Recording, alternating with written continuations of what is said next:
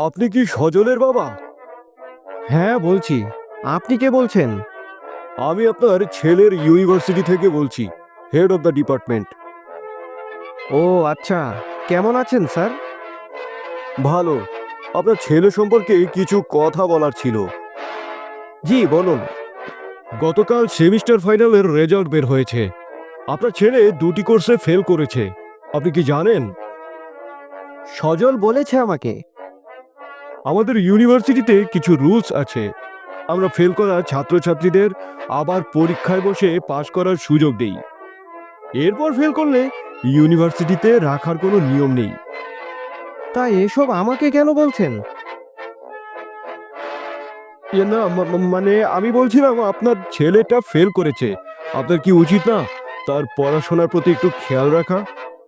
আমাকেই যদি তার পড়াশোনার সব দায় দায়িত্ব নিতে হয়, তাহলে আপনারা আছেন কিসের জন্য?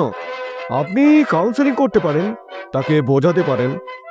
অবশ্যই আমি আমার ছেলেকে বোঝাতে পারি, কিন্তু শিক্ষক হিসাবে আপনি কি তার সাথে কথা বলেছেন?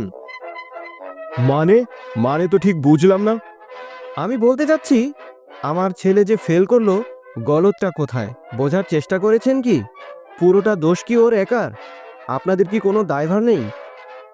আপনি কি আমার সাথে ফাজলামি করেন? কি বলতে চাইছেন আপনি? দেখুন স্যার, খুব স্পষ্ট আর সহজ ভাষায় বলছি, এভাবে ছাত্রের ব্যর্থতায় সরাসরি বাবা মাকে তলব করার আগে আপনাদের একবার ভেবে দেখা উচিত। পড়াশোনার জন্য ছেলেটাকে আপনাদের কাছেই পাঠিয়েছি। তাকে পড়াতে না পারার, লেখাপড়ার প্রতি আগ্রহ তৈরি করতে না পারার, সফলতার পথ দেখাতে না পারার ব্যর্থতা প্রথমত আপনাদেরই। বেতন তো ঠিকই নেন, ছাত্রের সফলতারও ভাগ চান, তাহলে ব্যর্থতার ভার কেন শুধু ছাত্র আর তার অভিভাবকের ঘাড়েই চাপবে? আমি আসলে ওভাবে বোঝাতে চাইনি। কোনোভাবেই বোঝানোর দরকার পড়তো না, যদি যথাযথ শিক্ষকের দায়িত্বটা আপনারা ঠিকঠাক মতো পালন করতেন। আমি রাখছি। দাঁড়ান দাঁড়ান, আপনার বাবার ফোন নাম্বারটা দিন। মানে কেন?